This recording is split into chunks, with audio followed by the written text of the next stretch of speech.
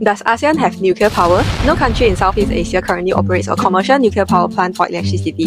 However, nuclear energy is closer than you think. Let's first look at how nuclear energy works. Nuclear energy works by splitting uranium to 135 atoms.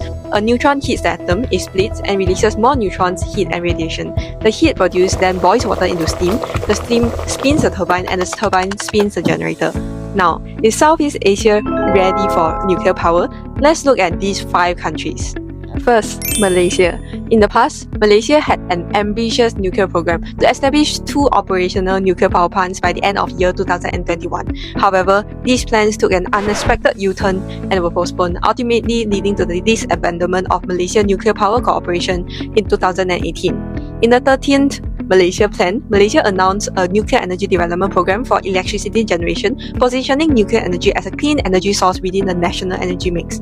This program is expected to begin operation in 2031, with My Power Corporation serving as the implementing organisation. Second, Singapore. Despite being the smallest nation in ASEAN, Singapore is looking into small modular reactors. In March 2022, EMA or Energy Market Authority released a report that concluded that nuclear energy could supply around 10% of Singapore's energy needs, helping its power sector to achieve net zero carbon emissions by 2050.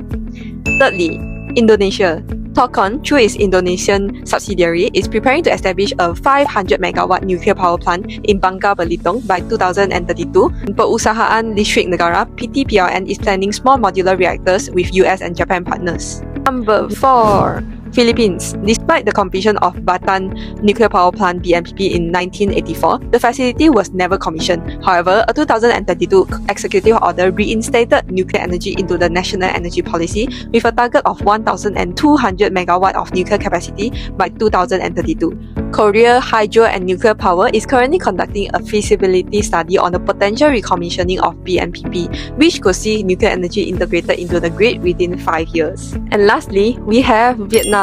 Vietnam is fast-tracking its nuclear energy plans, directing state-owned enterprises such as Electricity of Vietnam and Vietnam Oil and Gas Group to advance the construction of 2 nuclear power plants in Nhân Thuan province by 2030.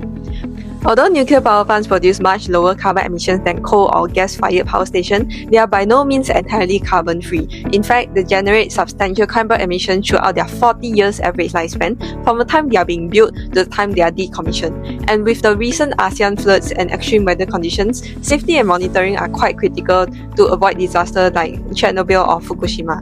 So what do you think? Is ASEAN ready for nuclear energy?